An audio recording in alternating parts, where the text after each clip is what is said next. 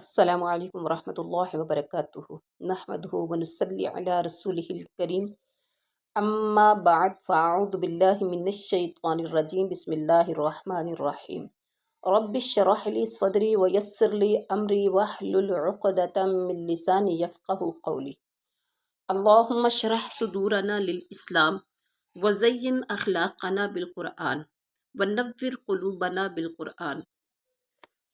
پچھلے اس پارے میں ہم نے پڑھا تھا حضرت عیسیٰ علیہ الصلوۃ والسلام کا آسمان پر پورا اٹھایا جانا، اور پھر دوبارہ جب دنیا میں آئیں گے تو پھر ان کی وفات ہوگی۔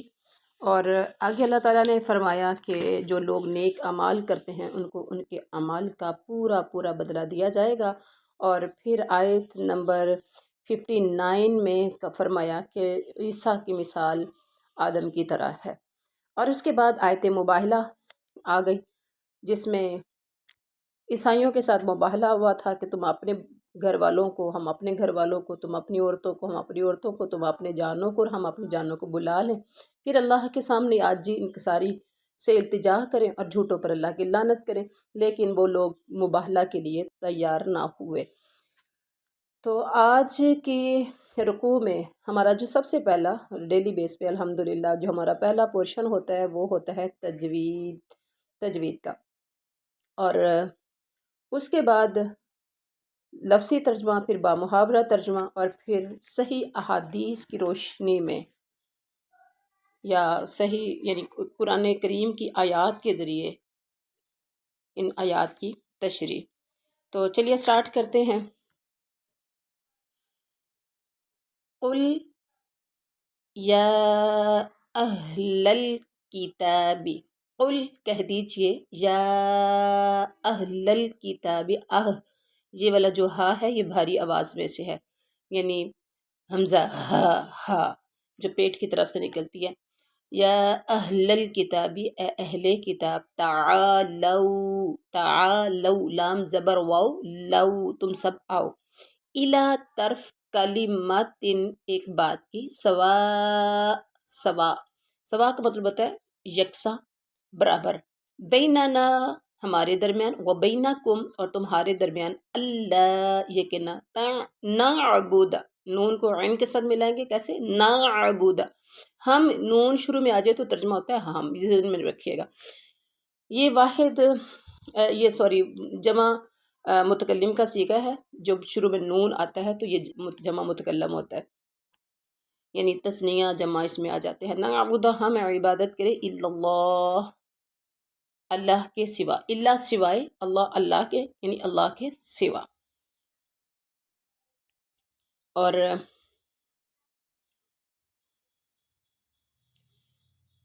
ولا اور نہ، نش شروع میں نون آ گیا تو پھر ترجمہ وہی کریں گے ہم، نشریک کا ہم شریک ٹھہرائیں، بھی ہی اس کے ساتھ، شیئن کسی چیز کو، شیئن ولا یتخذ اور نہ بنائے، بعضنا ہم میں سے بعض، بعضاً بعض کو، ارباباً رب، من دون اللہ اللہ کے سوا، اب پڑھیں گے ارباباً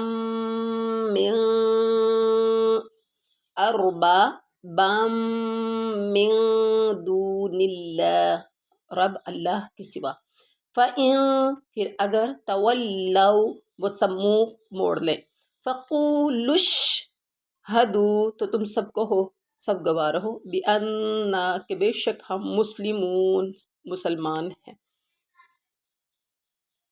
اب آپ دیکھیں بامحاورہ ترجمہ ان آیات کا۔ قل یا اہل الکتاب، تعالو آپ کہہ دیجئے کہ اے اہل کتاب، ایسی انصاف والی بات کی طرف آؤ جو ہم میں تم میں برابر ہے، کہ ہم اللہ کے سوا، وہ برابر کیا چیز ہے کہ ہم اللہ کے سوا کسی کی عبادت نہ کریں، اور نہ اس کے ساتھ کسی کو شریک ٹھہرائیں، اللہ کو چھوڑ کر آپس میں ایک دوسرے کو ہی رب نہ بنائیں، پھر اگر وہ منہ پھیر لیں تو تم کہہ دو کہ گواہ رہو ہم تو مسلمان ہیں۔ ہم تو مسلمان ہیں۔ اب یہاں دیکھیں کہ ہم اللہ کے سوا کسی کی عبادت نہ کریں اور نہ اس کے سوا کسی کو اس کے ساتھ کسی کو شریک ٹھہرائیں، اس کے سوا کسی کو شریک ٹھہرائیں، وَلَا نُشْرِكَ بِهِ شَيْئًا۔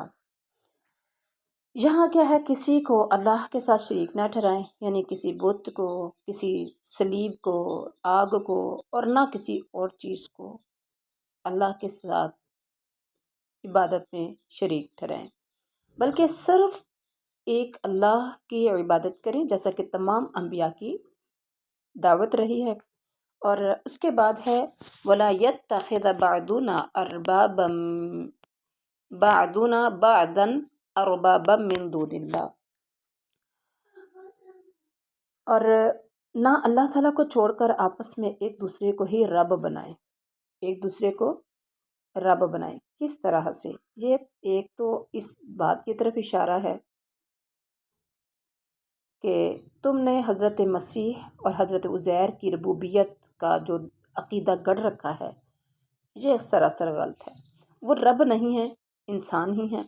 دوسرا اس بات کی طرف اشارہ ہے کہ تم نے اپنے احبار و رہبان کو حلال و حرام کرنے کا جو اختیار دے رکھا ہے، یہ بھی ان کو رب بنانا ہے، جیسا کہ اللہ تعالیٰ کے ایک جگہ پر قرآن پاک میں حکم ہے اتخذوا احبارہم۔ اس پر شاہد ہے یہ بھی صحیح نہیں ہے، حلال و حرام کا اختیار بھی صرف اور صرف اللہ تعالیٰ ہی کی ذات کو ہے۔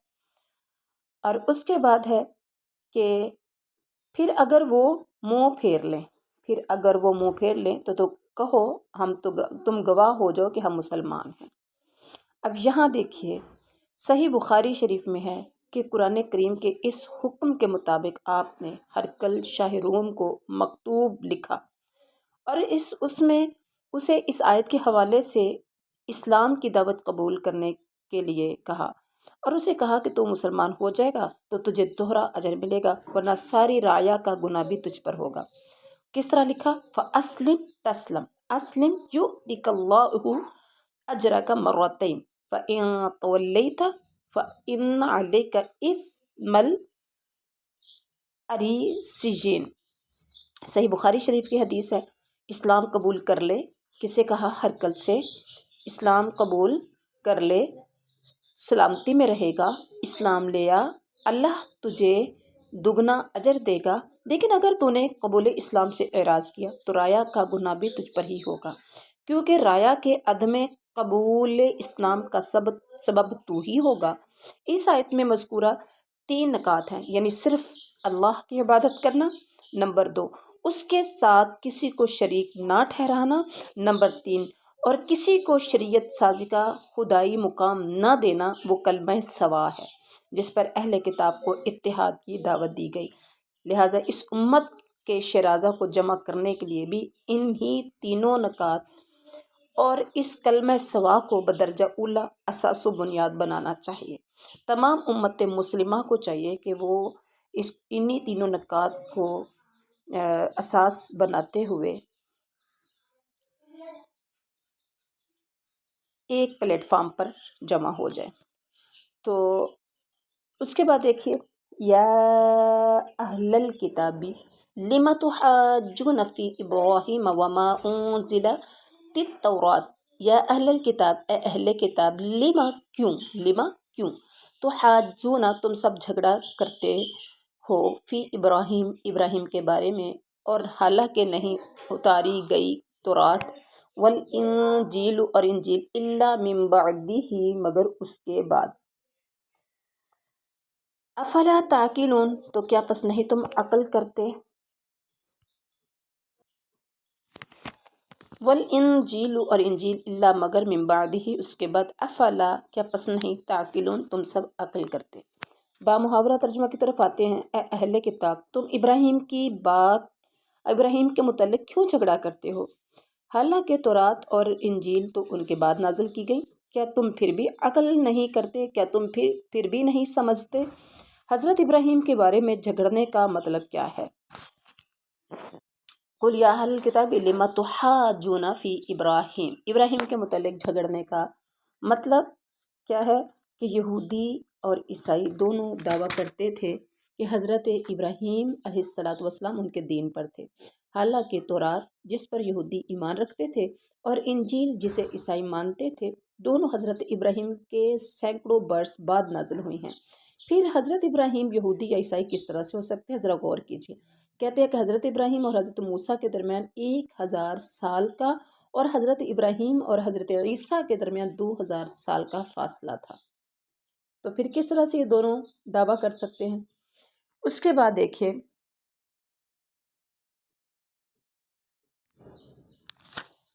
دیکھیے، یا اہل الکتابی، اے اہل کتاب، لما کیوں، تو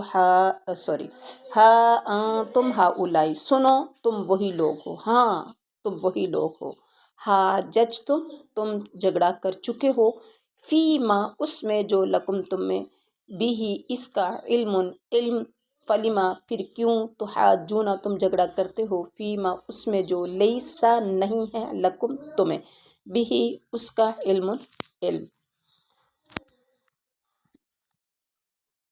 واللہ اور اللہ، یعلم جانتا ہے، اور انتم تم، لا تعلمون نہیں جانتے۔ با محاورہ ترجمہ کی طرف آتے ہیں۔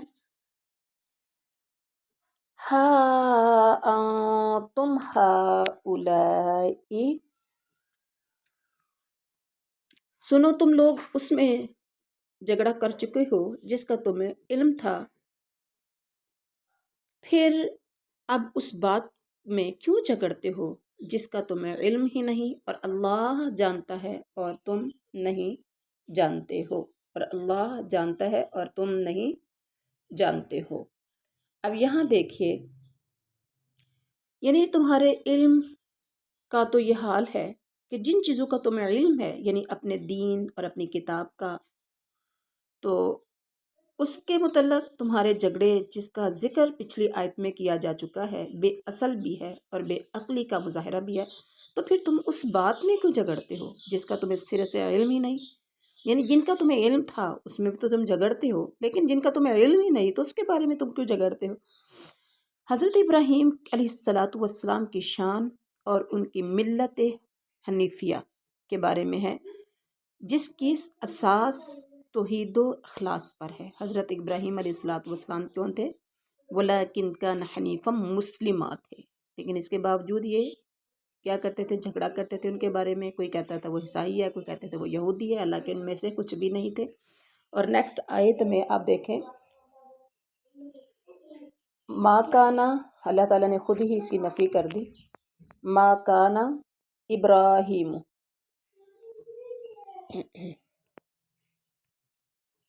ما کانا نہیں تھے، ابراہیم یہودیاً ولا نصرانیاً ولیکن کانا حنیفا مسلما، اور نہیں تھے ابراہیم یہودی اور نہ ہی نصرانی یعنی عیسائی، اور لیکن وہ تھے یکسو مسلمان۔ وما کانا، اور نہیں تھے وہ، من المشرکین، مشرکوں میں سے، اور نہیں تھے وہ مشرکوں میں سے۔ اب یہاں پر دیکھیں، ابراہیم تو نہ یہودی تھے نہ نصرانی تھے، نہ ہی ابراہیم تو نہ یہودی تھے اور نہ ہی نصرانی تھے، بلکہ وہ تو یک طرفہ مسلمان تھے اور نہیں تھے وہ مشرکوں میں سے۔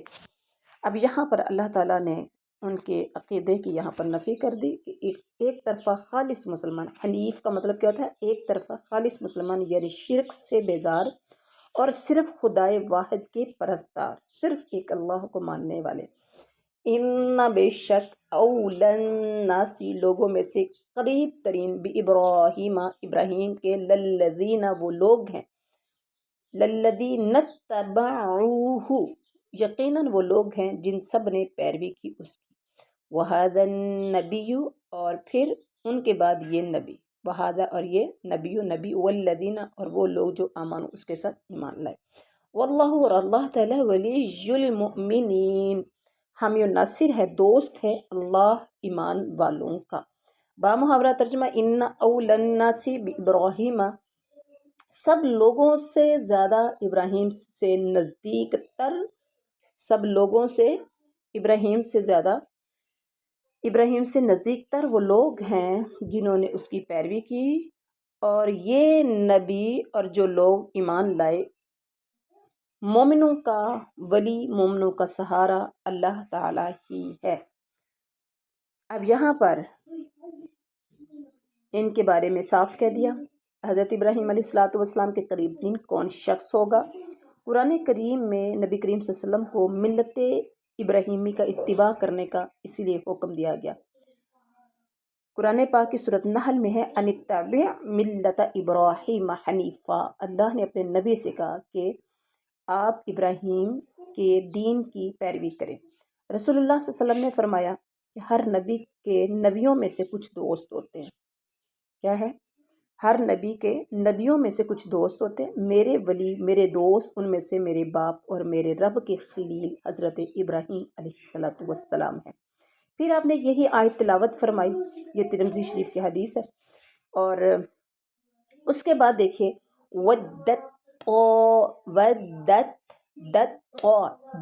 طائفہ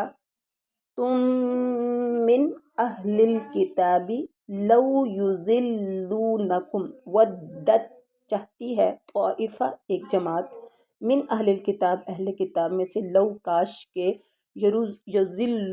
یضلونکم وہ گمراہ کر سکیں آپ کو، وما اور نہیں، یضلون وہ سب گمراہ کر رہے، الا مگر، انفسہم اپنے آپ کو، وما یشعرون اور وہ شعور نہیں رکھتے۔ اہل کتاب کی ایک جماعت چاہتی ہے کہ تمہیں گمراہ کر دیں، دراصل وہ خود اپنے آپ کو گمراہ کر رہے ہیں اور سمجھتے نہیں ہیں۔ اب یہاں دیکھیے یہ یہودیوں کے اس حسد و بغض کی وضاحت ہے جو اہل کتاب سے رکھتے تھے، اور اسی عناد، اسی ضد، اسی حسد کی وجہ سے مسلمانوں کو گمراہ کرنے کی کوشش کرتے تھے اور خواہش رکھتے تھے۔ اللہ تعالیٰ نے فرمایا کہ اس طرح وہ خود ہی بے شعوری میں اپنے آپ کو گمراہ کر رہے ہیں۔ مشہور ہے کہ جو کسی کے سامنے گڑھا کھودتا ہے وہ خود اس میں گرتا ہے۔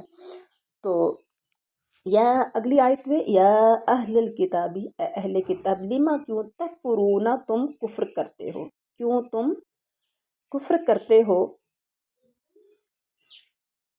بآیات اللہ، بآیات اللہ اللہ کی آیتوں سے، یعنی اللہ کی آیات کا کیوں تم انکار کرتے ہو، وانتم تشہدون حالانکہ تم سب گواہ ہو۔ اب محاورہ ترجمہ کیا ہے؟ اے اہل کتاب، تم باوجود قائل ہونے کے پھر بھی اللہ کی آیات کا انکار، یعنی اللہ کی آیات کا کفر کیوں کرتے ہو؟ مطلب یہ قائل ہونے کا مطلب یہ ہے کہ تمہیں نبی صلی اللہ علیہ وسلم کی صداقت و حقانیت کا علم ہے، تم نبی کے قائل ہونے کے باوجود، نبی کو جاننے کے باوجود تم کیوں کفر کرتے ہو؟ اور اگلی آیت میں کیا فرمایا؟ یا اہل الکتابی، اے اہل کتاب، لما کیوں، تلبسون الحق، تلبسون تم خلط ملط کرتے ہو، تم ملاتے ہو حق کو باطل سے، وتکتمون الحق اور تم سب چھپاتے ہو حق کو، وانتم حالانکہ انتم تعلمون تم سب کچھ جانتے ہو۔ اے اہل کتاب، باوجود جاننے کے حق و باطل کو خود خلط ملط کر رہے ہو، یعنی جاننے کے باوجود حق اور باطل کو کیوں آپس میں ملا رہے ہو، خلط ملط کر رہے ہو، اور کیوں حق کو چھپا رہے ہو؟ اس میں یہودیوں کے دو بڑے جرائم کی نشاندہی کر کے انہیں ان سے باز رہنے کی تلقین کی جا رہی ہے اس آیت کریمہ کے اندر۔ پہلا جرم کیا تھا؟ حق اور باطل، سچ اور جھوٹ کو خلط ملط کرنا تاکہ لوگوں پر حق اور باطل واضح نہ ہو سکے۔ نمبر 2، کتمان حق۔ کتمان حق کا مطلب حق کو چھپانا، یعنی نبی کریم صلی اللہ علیہ وسلم کے جو اوصاف تورات میں لکھے ہوئے تھے انہیں لوگوں سے چھپانا تاکہ نبی کی صداقت کم از کم اس اعتبار سے نمایاں نہ ہو سکے، اور یہ دونوں جرم جانتے بوجھتے کرتے تھے، جس سے ان کی بدنیتی واضح ہو گئی۔ ان کے جرائم کی نشاندہی سورۃ البقرہ کی آیت نمبر 42 میں کی گئی ہے کہ وَلَا تَلْبِسُوا الْحَقَّ بِالْبَاطِلِ وَتَكْتُمُوا الْحَقَّ وَأَنْتُمْ تَعْلَمُونَ۔ حق کو باطل کے ساتھ مت ملاؤ، حق کو باطل کے ساتھ مت ملاؤ اور حق مت چھپاؤ اور تم جانتے ہو۔ اہل کتاب کے لفظ کو بعض مفسرین نے عام لیا ہے جس میں یہود و نصارہ دونوں شامل ہیں، یعنی دونوں کو ان جرائم میں مذکورہ سے باز رہنے کی تلقین کی گئی ہے، جو اس آیت کریمہ کے اندر ہے کہ تلبسون الحق بالباطل اور وتکتمون الحق، حق کو چھپانا اور حق اور باطل کو آپس میں ملانا۔ تو یہ دونوں جرائم سے باز رہنے کی تلقین کی گئی ہے، اور بعض کے نزدیک اس سے مراد صرف وہ قبائل یہود ہیں جو مدینے میں رہائش پذیر تھے، بنو قریظہ، بنو نذیر اور بنو قینقاع۔ زیادہ صحیح بات یہی معلوم ہوتی ہے کیونکہ مسلمانوں کا براہ راست انہی سے معاملہ تھا، اور یہی نبی کریم صلی اللہ علیہ وسلم کی مخالفت میں پیش تھے۔ تو یہ تھا آج کا ہمارا سبق، الحمدللہ، جو کہ ہم نے پڑھا۔ سبحان ربک رب العزت عما یصفون وسلام علی المرسلین والحمد للہ رب العالمین۔